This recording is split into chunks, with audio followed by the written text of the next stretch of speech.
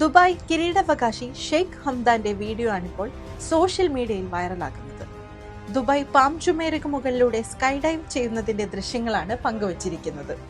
Sky dive Dubai ടീമിനോടൊപ്പമാണ് അദ്ദേഹം സാഹസികമായ ഈ video post ചെയ്തിരിക്കുന്നത്.